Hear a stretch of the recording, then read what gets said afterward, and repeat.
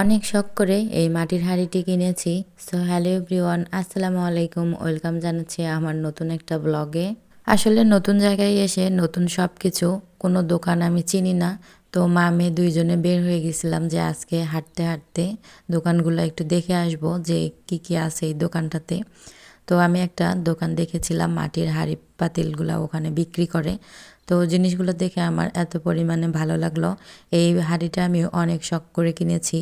অনেক দিনের ইচ্ছে ছিল যে এরকম একটা হাঁড়ি কিনবো বা অনেকগুলো প্লেট কিনবো। তো আস্তে আস্তে এগুলো আমি কিনে ফেলবো টাকা জমায়ে জমায়ে, কারণ একসাথে তো এত জিনিস কেনাও যাবে না।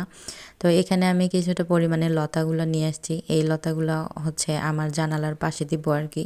তো তার জন্য নিয়ে আসছিলাম। আমার কিন্তু 10টার পর থেকে রান্নাঘরে রোদ আসে, মানে রান্না করতে গেলে ভিডিও যদি আমি করি কিছুই দেখতে পারি না, আমি তো নিজেই কিছু দেখতে পারি না। তো ভাবলাম যে কিছুটা পরিমাণে লতা নেওয়া যাক, তাহলে হয়তো বা একটু রোদটা কম আসবে। আর এখানে আমার হাঁড়িটা অলরেডি খুলেই ফেলেছি। হাঁড়িটা যে এত সুন্দর, আমি বাসায় নিয়ে আসার পরে দেখলাম যে আসলে অনেক সুন্দর। আর কাজের এত ফিনিশিং।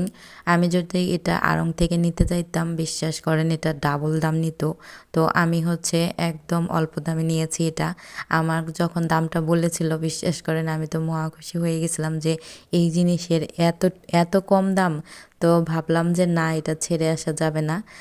তো আমার কাছে কিছুটা আমি টাকা জমাই রেখেছিলাম, সেই টাকা দিয়েই আমি আজকে আমার হাঁড়িটা নিয়ে এসেছি। মানে এটা আমার শখের হাঁড়ি বলতে গেলে।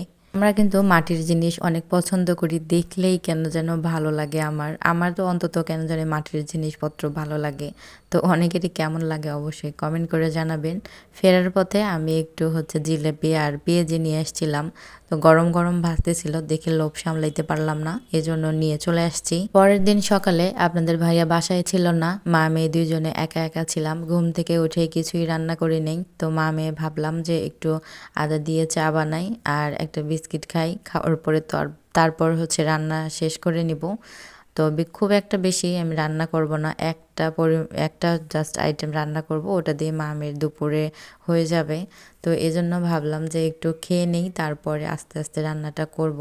তো এজন্য দুইজনের জন্য 2 কাপ চা বানাইছি এখানে, আর মেয়ের জন্য একটু বিস্কিট রেডি করেছি, কারণ আমি বিস্কিটটা খাবো না। আর রাতের বেলা আপনার ভাইয়া যখন বাসায় ফেরার পথে এখানে চিতই পিঠা নিয়ে এসেছিল, গরম গরম চিতই পিঠা। আর এখানে 3 প্রকারের ভর্তা ছিল, সরিষা ভর্তা ছিল, শুটকি ভর্তা ছিল আর ধনিয়া পাতা ভর্তা ছিল।